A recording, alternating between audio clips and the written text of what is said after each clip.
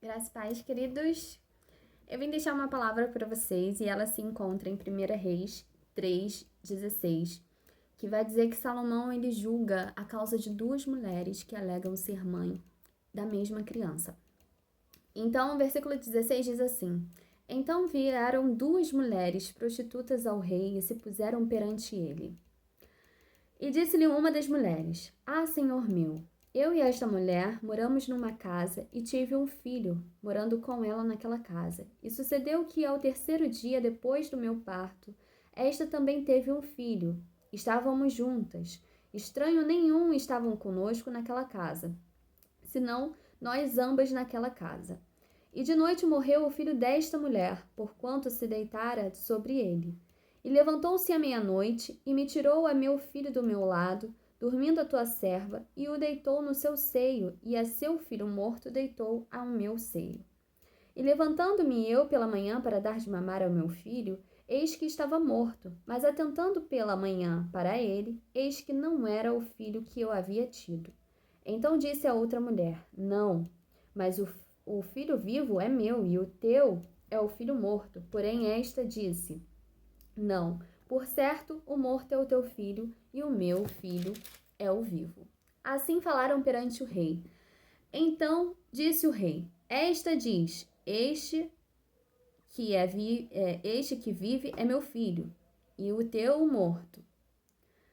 Então disse o rei: Trazei uma espada. E trouxeram uma espada diante do rei. E disse o rei: Divide em duas partes o menino vivo, e dai metade a uma e metade a outra. Mas a mulher cujo filho era o vivo falou ao rei, porque o seu coração se entristeceu, e disse: Ah, senhor meu, dai-lhe o menino vivo, e por modo nenhum o mateis. Porém a outra dizia: Nem teu, nem meu, divide-o antes. Então respondeu o rei e disse: Dai a esta o menino vivo, e de maneira nenhuma o mateis, porque esta é a sua mãe. E todo Israel ouviu a sentença que dera ao rei e temeu ao rei, porque viram que havia nele a sabedoria de Deus para fazer justiça. Então, o que nós podemos entender dessa palavra é que aconteceu duas mulheres, né? Tiveram um filho bem próximo ali. E uma delas agiu de malícia com a outra. Vendo que o seu filho tinha morrido, ela vai e troca a criança.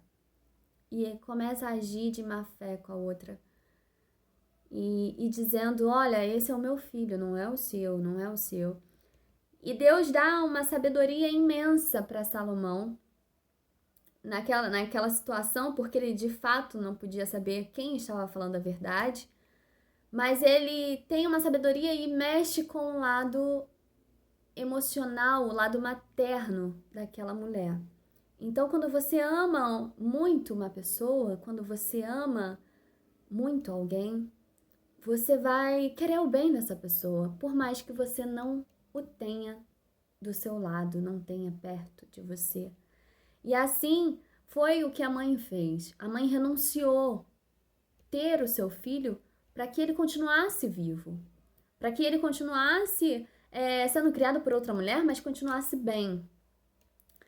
E através daquela postura, daquela atitude dela, Salomão viu que ela verdadeiramente era a mãe biológica daquela criança e que ela estava falando a verdade e a outra estava mentindo. E isso acontece muito nos dias atuais. Muitas vezes nós também passamos por certas situações em que nós temos pessoas que entram no nosso caminho tentando roubar o que é nosso, tentando roubar as nossas bênçãos, né? Às vezes tentam roubar na sua vida material, às vezes sentimental, às vezes espiritual. E às vezes isso gera um conflito imenso. Mas quando nós estamos ligados com Deus, quando nós temos a sabedoria de Deus, porque aqui demonstra o quão importante nós termos a sabedoria de Deus, né? Nós pedirmos a Deus para que Ele nos dê sabedoria em tudo, em tudo, para todas as nossas decisões. E quando nós temos a sabedoria de Deus, quando nós estamos falando a verdade, seguindo os caminhos do Senhor, estamos ali sendo sinceros com Deus, o Senhor, Ele julga as nossas causas, porque nós servimos a um Deus justo, né? E Ele julga as nossas causas e Ele faz restituir tudo aquilo que você perdeu. Então, talvez você tenha perdido alguma coisa temporariamente. E que nesse tempo você saiba glorificar o nome do Senhor, exaltar, bendizer, engrandecer ao nome do Senhor. Que esse tempo não seja um tempo em que você venha murmurar, esmorecer a sua fé, mas que seja um tempo de que você venha confiar em Deus. Confiar que você serve a um Deus justo e verdadeiro e que no final dessa situação, o Senhor, Ele vai agir por você. Ele vai te dar uma sentença favorável, assim como Ele fez com essa mulher. E eu faço uma observação aqui que a mãe de Moisés, né, ela também teve que fazer uma escolha muito difícil, né? Faraó manda matar todos os meninos e aí ela, pra não deixar o seu filho morrer, ela vai e renuncia, coloca o seu filho dentro de um cesto e tenta salvar ele. E a mulher de Faraó se encanta pela criança, mas não tinha leite. Mas o Senhor, vendo a atitude daquela mãe, daquela mulher, renunciando, por mais que ela amasse aquele filho, ela tentando dar um jeito dele sobreviver àquela situação. O Senhor, vendo aquilo, fez com que a mulher de Faraó escolhesse justamente ela para ser a ama de leite, para que ela pudesse alimentar o seu filho. E assim ela teve o seu filho ali com ela, alimentando, cuidando e vendo o seu crescimento.